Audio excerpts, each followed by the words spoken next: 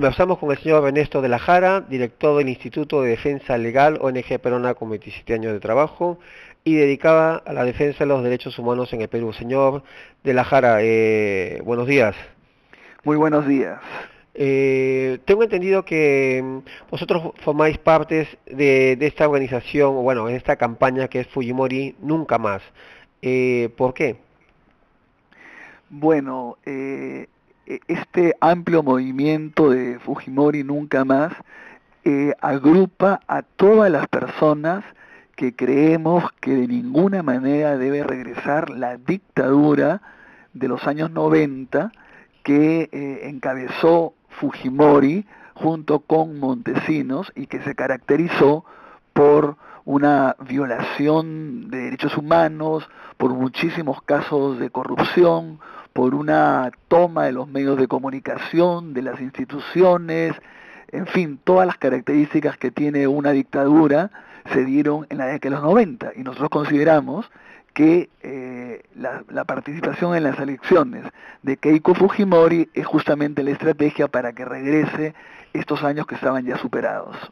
Pero no le daría un margen de crédito, por ejemplo, a Fuerza 2011, por ejemplo, Keiko es otra persona, no es Alberto Fujimori, ¿no? Por supuesto, no creemos que sea un asunto de genes ni hereditario. Lo que pasa es que en primer lugar, ella no es ajena al régimen que concluyó a fines de los 2000. O sea, ella fue la primera dama. Recordemos que Alberto Fujimori al comienzo de los años 90 se pelea con su esposa, Susana Iguchi, porque justamente la esposa denunció que ya en esa época se estaba traficando con la ropa donada desde Japón para los niños pobres del Perú. A raíz de eso, Fujimori comienza a darle un muy maltrato a su esposa hasta que decide separarla del cargo y pone de primera dama desde comienzo de los 90 a Keiko hasta finales de la década del 90, hasta el 2000. En segundo lugar, ella, por ejemplo, estudió, ella y sus tres hermanos estudiaron en Estados Unidos al mismo tiempo con recursos que era evidente que no venían del padre, porque el padre decía que ganaba 2.000 soles. En tercer lugar, ella estuvo en la reelección que era absolutamente inconstitucional y a través de un fraude en el año 2000 donde ella acompañó a su padre. Eso por un lado es lo que tiene que ver con el régimen anterior. Ella no fue ajena al régimen anterior, sino fue la primera dama de dos periodos, 10 años, y acompañó a su padre cuando quería quedarse inconstitucionalmente un tercer periodo. Y por otra parte, en estas elecciones, fíjese usted para que vea que está muy cerca o es el mismo régimen, ha escogido en las listas parlamentarias a las mismas caras. La mayoría de las personas que acompañan a Keiko Fujimori son los que han sido ministros, congresistas, autoridades en el régimen anterior, no hay caras nuevas. En segundo lugar, ella ha dicho que su padre ha sido el mejor presidente del Perú, ¿no es cierto? En tercer lugar, ella considera que su padre es inocente, o sea, no ha cometido ningún tipo de delito. Ha dicho que sería su principal asesor. Toda la campaña de ella ha sido planificada y concretada y llevada a cabo desde la DIROES, que es un centro policial donde está preso el ingeniero expresidente Fujimori. Entonces hay una serie de razones para decir que estuvo en el régimen anterior y que ahora también es la vocera, digamos, una especie de testaferro del expresidente Fujimori, que está condenado, como todos sabemos, a 25 años. Para que, por ejemplo, la campaña de Keiko se lleve desde las DIROES, imagino que tendría que haber connivencia con el gobierno aprista, ¿no? Porque no es fácil estar entrando, saliendo y que Fujimori esté prácticamente detrás de todo este tinglado, ¿no? Claro, justamente usted lo ha dicho, o sea, eh, si esta persona que está condenada a 25 años en uno de los juicios, porque en otros juicios está condenado también a otras penas menores, donde fue extraditado de Chile por 7 delitos, de los cuales 3 Chile consideró por unanimidad que procedía a la extradición. Sin embargo, en lugar de ir a una cárcel, yo creo que no debería ser de tortura como él hacía las cárceles, pero sí una cárcel más o menos normal, lo mandaron a este centro de la Diroes, donde es realmente casi una especie de centro de esparcimiento, es una especie de chacra con muchos metros cuadrados a su disposición, y como ha habido una cercanía muy fuerte entre el APRA y el fujimorismo, que se ha manifestado durante todos estos 5 años a Ujú. través de un voto conjunto en el Congreso y una serie de medidas, el APRA fue el que le dio un régimen carcelario mucho más flexible y benévolo al que tuvo originalmente. Esto ha permitido que todos los congresistas, que todos sus amigos, que toda la gente pueda entrar indefinidamente a verlos. Y se han contado más de 300 visitas en un mes al ingeniero, al expresidente hoy condenado Fujimori. Incluso hubo un escándalo porque entraba y salía una enfermera muy agraciada estéticamente que no se entendía qué rol podía cumplir en estas condiciones. Entonces, es verdad, Claro. o sea, Fujimori ahí tiene todas las facilidades para dirigir la campaña electoral, ¿no? Dígame, veo que vosotros os habéis decantado por la otra opción, ¿no? Que es de Gana Perú, o sea, el partido de Ollanta Humala. ¿Y vosotros creéis que lo va a hacer bien?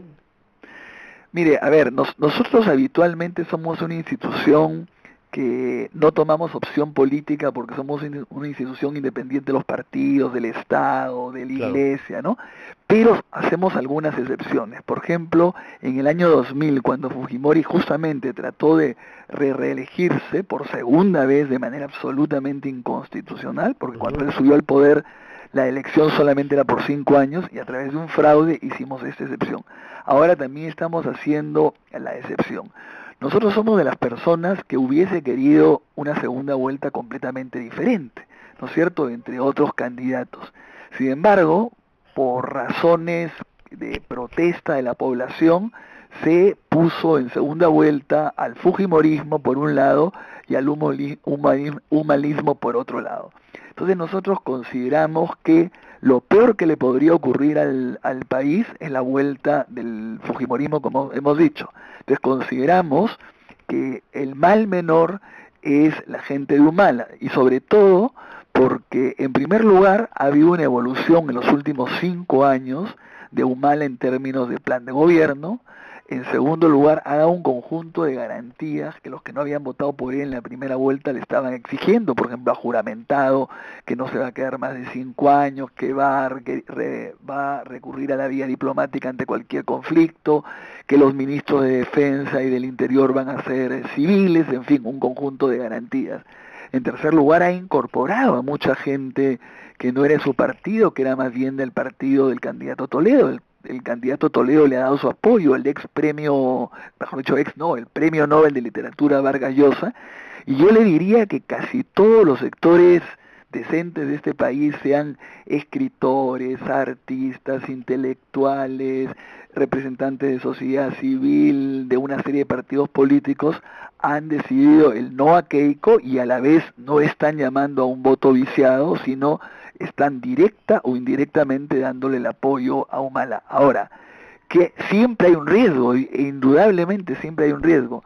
¿Cumplirá sus promesas? Yo creo que sí, porque se ha comprometido públicamente, pero indudablemente yo no podría asegurar frente a nadie. O sea, tanto Fujimori, Alan García, cuando subieron al poder, hicieron cosas diferentes a lo que habían prometido. Ahora nosotros esperamos que Humala haya aprendido y sobre todo que no necesita ser un gobierno de otra manera para ser exitosos. Somos un país ahora con un buen crecimiento económico, tiene el apoyo de un montón de sectores, entonces podría aprovechar la oportunidad, ¿no?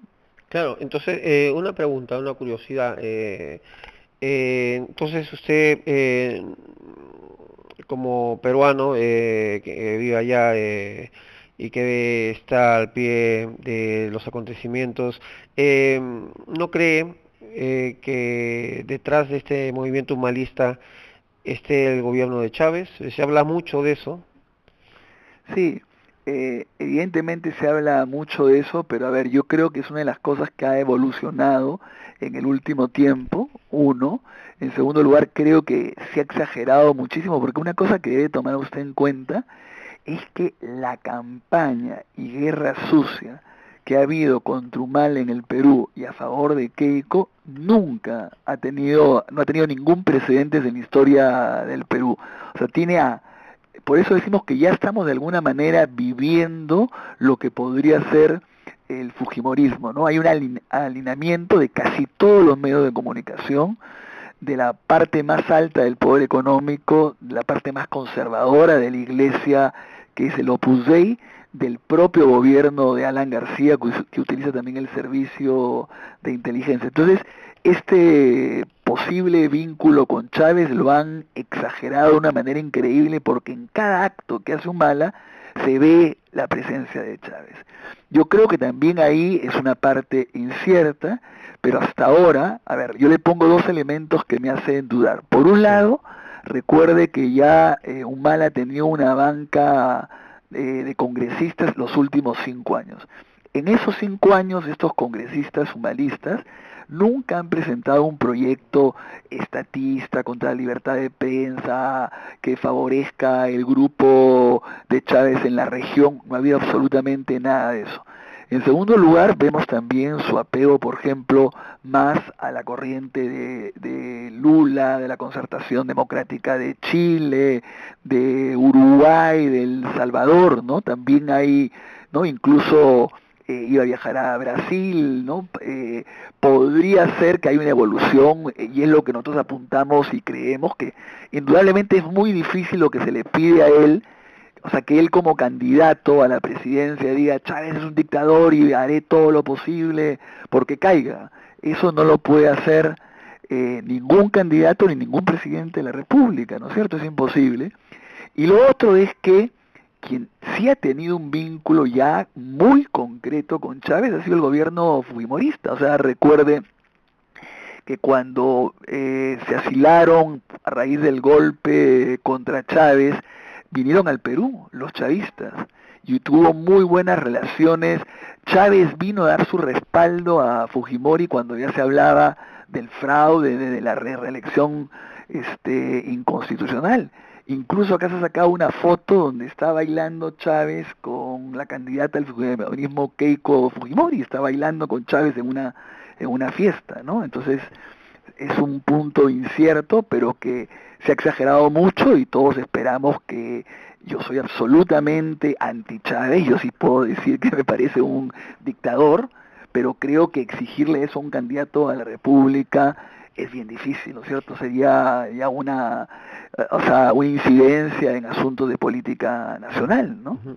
Señor de la Jara, si tan mal lo hizo el gobierno de Fujimori, ¿cómo explica que una gran parte del Perú, porque ahora mismo creo que hay como una especie de empate técnico en Perú, opte esta opción del Fujimorismo, ¿no? O ya no digamos Fujimorismo, sino opte por votar a Keiko Fujimori. ¿Qué pasa en Perú? Claro.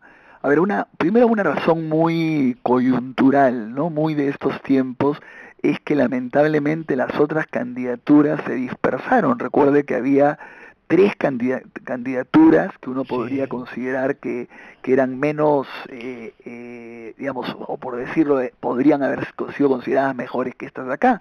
sí. Sin embargo, se dividieron y el momento que era de renunciar a favor de uno, no lo quisieron hacer. Ahí tienen una gran responsabilidad, ¿no?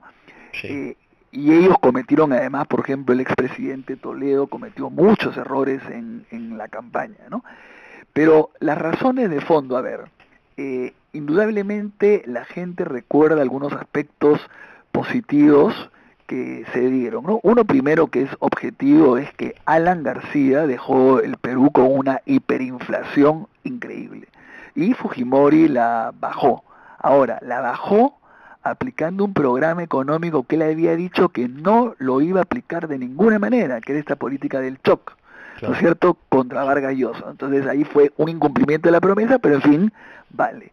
En segundo lugar, se capturó a Abimael Guzmán y se bajó enormemente el tema del terrorismo, que era un tema que nos tenía muy preocupados a todos los peruanos. A Creo ver, que también al del esto, MRTA, ¿no? Oye, creo, sí, al sí, del MRTA.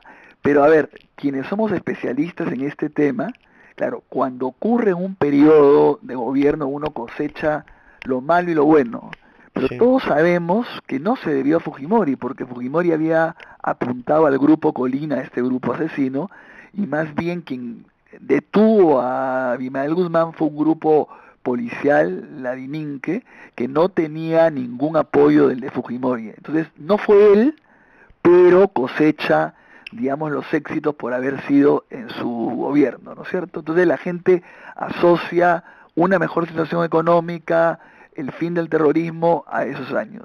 Y lo otro frente a, usted sabe que el sector E, ¿no? Porque acá no sé cómo será allá, hay A, B, C, D, E, en términos de encuesta, ujú, el sector E está disputado por Humala y por Fujimori, es que Fujimori tuvo una posición muy asistencialista y muy clientelista con los sectores populares, es decir, les regalaba muchas cosas, él mismo le entregaba la plata y hizo algunas carreteras, ¿no? Entonces hay un recuerdo positivo que tampoco no es muy grande porque normalmente es alrededor del 20%, que ha subido ahora a casi el 30% producto de una campaña absolutamente millonaria, pero que hay una gran parte del país, ¿no es cierto?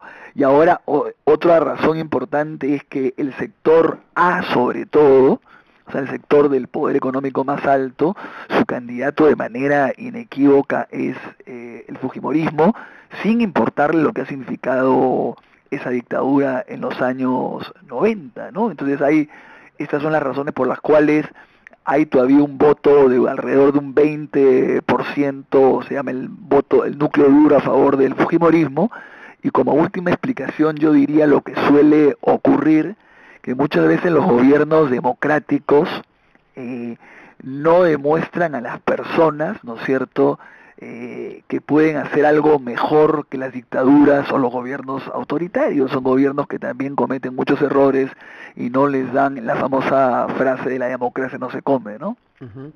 Por ejemplo, bueno, en las elecciones pasadas, el, el voto al menos malo fue para Alan García, ¿no? Así En es. estas elecciones, según el prisma con la cual se mire, el voto el menos malo sería Humala.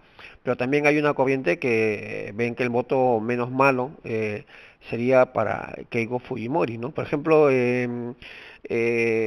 cada elector puede ver en el mensaje, por ejemplo, de Humala, ¿no? Que primero dijo que iba a cambiar la constitución, que iba a haber estatizaciones, y conforme ha transcurrido este mes y medio previos a la segunda ronda electoral, ha ido cambiando su discurso según las adhesiones que ha tenido, ¿no? ¿Es creíble Humala o está cambiando el discurso simplemente para poder llegar al poder y luego olvidarse de lo que habló?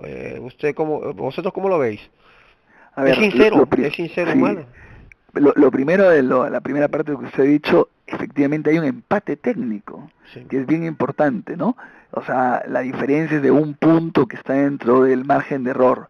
Pero lo que hay que tomar en cuenta es, como le he dicho, que la campaña demoledora que ha habido contra Humala ha sido impresionante. Entonces el hecho que no se lo hayan tumbado, que no lo hayan traído abajo, revela también que es un movimiento con bastante arraigo. A ver, en cuanto a los cambios, Ujú, ya le voy a contestar también lo de Humala, pero habría que decir que el cambio no solamente es del lado de Humala. Por ejemplo, claro.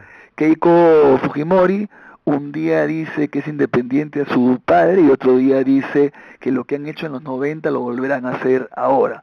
O sea, ha cambiado absolutamente varias veces. Un día dice que va a aplicar la pena de muerte, otro día dice que no va a aplicar la pena de muerte. Un día dice que en realidad está en contra del golpe de Estado del 5 de abril del 92, pero otro día dice que fueron en circunstancias excepcionales. Entonces también cambia mucho. Por ejemplo, si algo se ha caracterizado ella y todo el movimiento alrededor de su padre, que son los mismos que van actualmente en su lista del Congreso. Su vicepresidente, que es Rafael Rey, es el símbolo de las posiciones contra los derechos humanos y a favor de las amnistías, y sin embargo en el último discurso ha dicho que respetará y apoyará la Comisión de la Verdad y el Respeto de Derechos Humanos, cuando en la Comisión de la Verdad se dice que de los 3 presidentes que han enfrentado el terrorismo, los 2 primeros tienen responsabilidad política y moral, mientras que en el caso de Fujimori tiene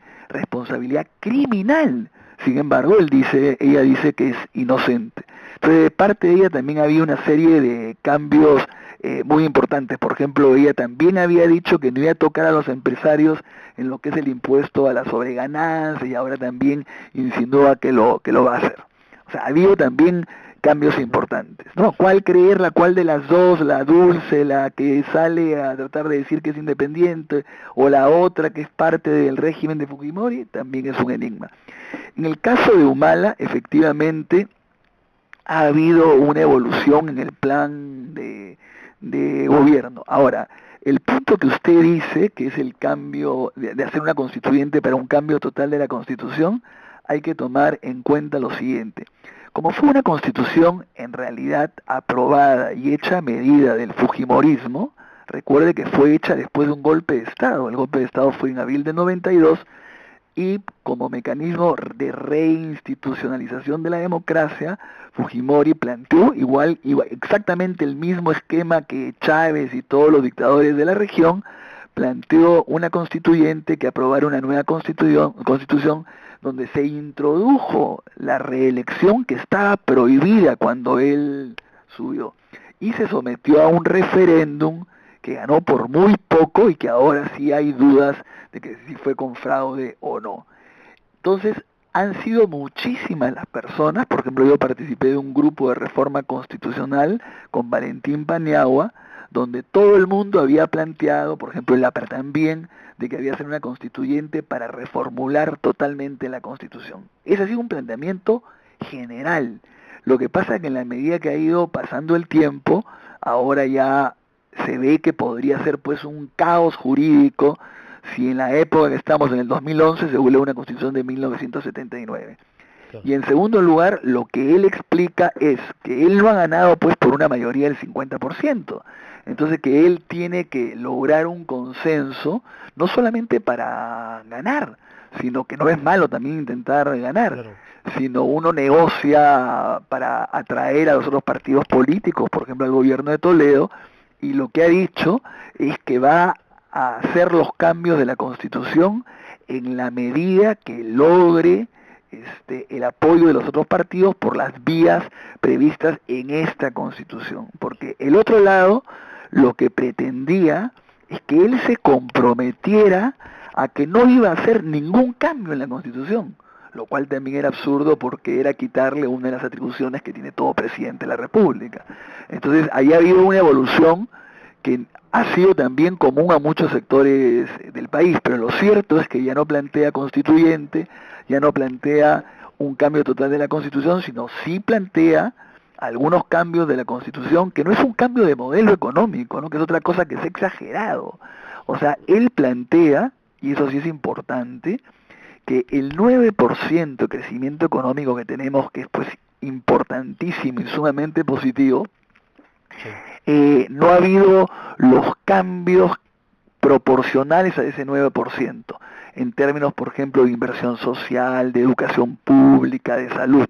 Y por eso el voto en la primera vuelta es un voto de protesta. Es un voto que se ha expresado que ese 9% no le ha llegado a la mayoría de la gente. Entonces, él sí plantea algunos cambios económicos y sociales, pero dentro del Estado de Derecho y dentro de lo que puede ser un modelo económico de mercado liberal. En ningún momento ha planteado estatizar todo, expropiar todo, como se ha hecho la campaña acá. Acá la campaña ha sido no solamente que va a expropiar, sino que te va a quitar tierras, tu camisa, tus propiedades, hasta tus hijos.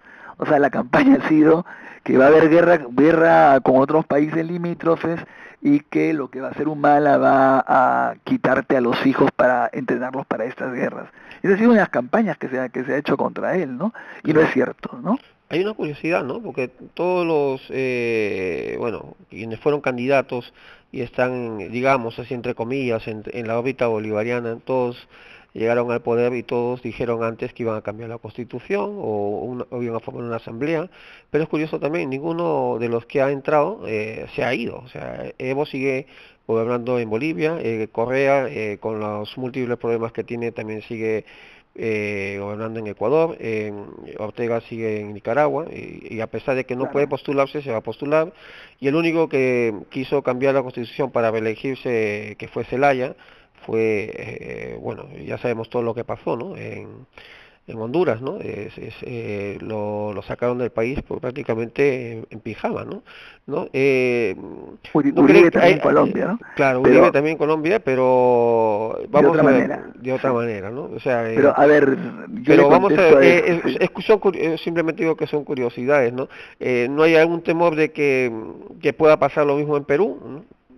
A ver, obviamente temor hay, por eso es que nosotros decimos, claro que es una candidatura que implica riesgos y todo, pero la frase que se ha acuñado acá Ujú, es que frente a Humala hay riesgos, dudas, incertidumbres, pero frente al Fujimorismo hay pruebas, certezas, ¿no? Porque mire usted lo que pasa, o sí. sea, por ejemplo, Humala ha hecho un juramento, pero no solamente ante televisión, ante el país, sino ha puesto de testigos muy importantes a gente independiente, que no pertenece al humanismo o al grupo Ujú, técnico de apoyo, donde no solamente ha estado Vargas Llosa, sino intelectuales, dirigentes sociales. Habrá habido un grupo de unas 80, 90 personas que han sido como testigos de este juramento, donde comienza diciendo, no me quedaré ni un minuto más después de los 5 años. Eso por un lado, pero lo otro, esto que usted me está diciendo, ujú. la pregunta es, ¿quién inauguró esta metodología de entrar y después buscar los mecanismos para quedarse? Fue Fujimori. Fujimori es la primera de esas dictaduras. Es decir, acuérdense que Fujimori entra en el 90 con una constitución donde expresamente estaba prohibida la reelección. Sin embargo, él aprueba una constitución en el año 93 para quedarse un periodo más. Y después aprueba una ley de interpretación auténtica para quedarse un tercer periodo más. Solo que la movilización popular y los casos de corrupción que se descubrieron lo impidieron. Pero esa elección para quedarse los 15 años ya se había dado, ya se había dado. Y él fue el que toma el Congreso, el que toma el Poder Judicial, el que toma los medios de comunicación. O sea, él fue el precursor de todas estas dictaduras, ¿no es Claro. cierto? Él no, o sea, no fue el diferente, no, al revés, él fue el precursor y de repente continúa el mismo camino, como le digo, son las mismas personas, son las mismas personas, ¿no? Sí, para finalizar, que ya vamos creo como media hora, ¿qué le parece nuestro premio Nobel de Literatura, Mario Vargas Llosa, hace un tiempo prácticamente despotricara de Humala, lo calificara como el cáncer chavista y mil historias, y hoy pide el voto para él, ¿no? Nos parece un poco incluso me acabo de enterar que ha renunciado, ha mandado una carta al diario El País de España para que ya no cese los envíos, bueno, de su columna Piedra de Toque, que regularmente se publica en el diario El Comercio, ¿no? Sí. Porque arguye que el comercio prácticamente está a favor de Keiko, ¿no? Sí.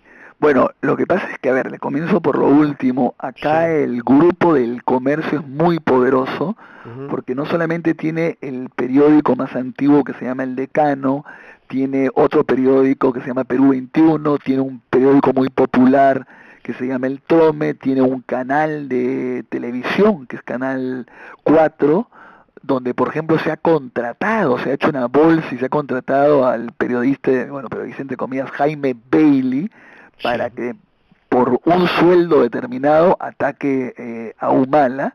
O sea, este grupo del comercio no es que solamente haya tomado opción por el fujimorismo, sino que ha sido a través, o sea, combinando la información con la opinión, con la guerra sucia, con la falsedad.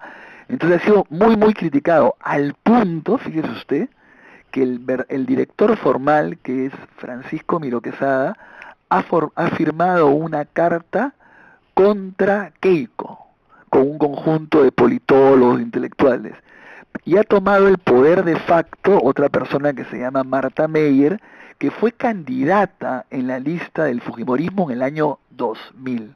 Entonces, ha sido realmente, no es que sea que todos los periódicos pueden tomar una opción y puede hacerlo éticamente y todo, pero acá no, acá se ha interpretado como parte, ha sido el grupo que más guerra sucia ha desarrollado. Y por eso Vargas Llosa yo creo que ha hecho bien de no prestarse a estas publicaciones que están muy desprestigiadas en este momento, ¿no? Ahora, ¿cómo así ha cambiado de posición? Yo creo que por lo que yo le estoy explicando, o sea, Claro. él también hubiese preferido otro resultado, pero el problema es que ya estamos acá, estamos en una situación que no podemos cambiarla. Entonces, ¿cuál de los dos elegir? Porque el voto viciado finalmente acá no tiene ninguna consecuencia práctica, y por otra parte uno ayuda a que gane el que saca más votos. Entonces, él ha hecho una evaluación y ha conversado con Humala de esto que le estoy diciendo, o sea, acá lo que se ha hecho es lo siguiente, se ha dicho, en primer lugar, vamos a pedirle determinadas garantías a Humala, que las ha venido dando, ¿no? En términos de incorporar a otra gente, de hacer este juramento, de sintetizar su plan económico de otra manera. ¿No? El grupo económico que tiene, por ejemplo, es muy importante porque, por ejemplo, está el jefe de plan de gobierno económico de lo que era Alejandro Toledo, Sí. fue economista de primer nivel. Y en segundo lugar, se está corriendo el riesgo y está apostando, es un voto condicionado. A partir del 5 de junio, que esperemos gane Humala y no que vuelva la dictadura, a partir del 5 de junio, como se ha dicho, se pasa a fiscalizar todos los que sin ser humalistas no se le da un voto incondicional, no un cheque en blanco, sino pasamos a fiscalizarlo y a controlarlo, y si no cumple, a utilizar todos los mecanismos de la Constitución. O sea, acá la sociedad civil es muy fuerte, tiene en contra además a muchos grupos poderosísimos, que si le han hecho la vida terrible en la campaña, se la harán también si es que él incumple sus promesas. Entonces, creo que él también la va a pensar muy bien antes de dar un paso hacia otro lado, ¿no?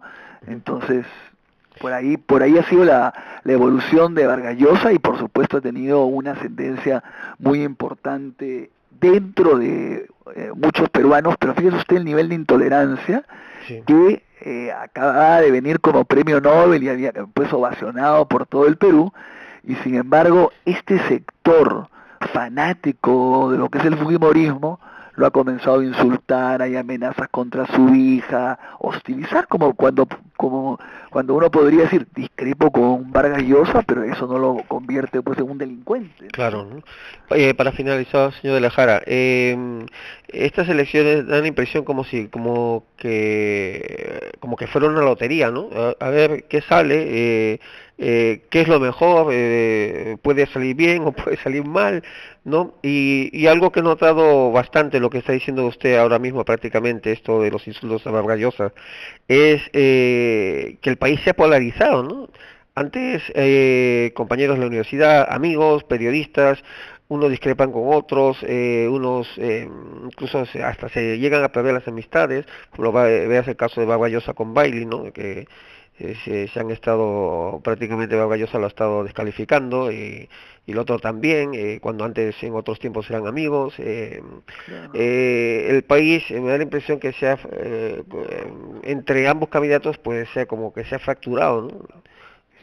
Claro, sí es cierto que hay una polarización muy grande. Ahora, en el caso de Begley, ya Vargas Llosa estaba muy peleado con él hace mucho tiempo, pero esta vez ya es injustificable porque, digamos, no es un rumor, se reconoce que él viene a defender a Keiko Fujimori, a la dictadura, no porque él esté convencido que podría ser sumamente interesante, sino porque se le ha pagado una gran cantidad de plata por hacerlo. Incluso hay un muy buen artículo de una persona diciendo que es hasta ilegal porque tiene un formato de programa periodístico cuando en realidad es publicidad pagada, lo cual está regulado por el Jurado Nacional de Elecciones. Ahora, si bien es cierto que es un albur en las dos partes, gente como yo y creo como gran parte del país está absolutamente seguro que lo peor que le podría ocurrir al país es que nuevamente venga una dictadura que costó tanto trabajo sacarla y que estamos absolutamente seguros que intentará hacer lo mismo, porque recuerde que se está hablando como de unos 14.000 millones de dólares robados, ¿no es cierto? Además es un régimen que estuvo vinculado al narcotráfico, al tráfico de armas, y que no tiene 200 personas que están condenadas de ese régimen. Imagínese usted, hay miembros de la Corte Suprema, de la Fiscal. Y el último punto que quiero decir es que otra cosa es que siendo un país con un gran crecimiento económico y con un poco reducción importante de la pobreza y todo, estamos ahora permanentemente en unos conflictos sociales muy violentos. Ahora hay un conflicto en la zona sur del país, casi en el límite con Bolivia, en Puno, y que tiene que ver con la minería, con el petróleo, ¿no? Y que no es porque se esté en contra de la inversión privada o la explotación de recursos, sino porque se ha manejado muy mal, muy unilateralmente. Entonces también se requiere de una persona que asuma otra manera de resolver esos conflictos, que no sea una especie de a mano militar, como se plantea también con el Fujimorismo. Creo que desde ese punto de vista, una posición como la de Humala puede ser interesante si se cumple por el lado de un tipo de prevención y solución de los conflictos sociales a partir de determinados cambios, ¿no? También puede ser interesante por ahí, ¿no? Claro, esperemos que el próximo 5 de junio el pueblo peruano sea sabio y elija la opción que crea más conveniente y si se equivoca, pues que sepa rectificarlo, ¿no? Es que esto ya, lo que le decía, es como una lotería. En fin, señor de la Jara, muchas gracias por atendernos. Podemos continuar nuestra conversación quizás después de las elecciones, a ver qué se presenta. Perfecto. Muchas gracias a usted, por darme la oportunidad. Gracias a usted. Hasta luego. Hasta luego.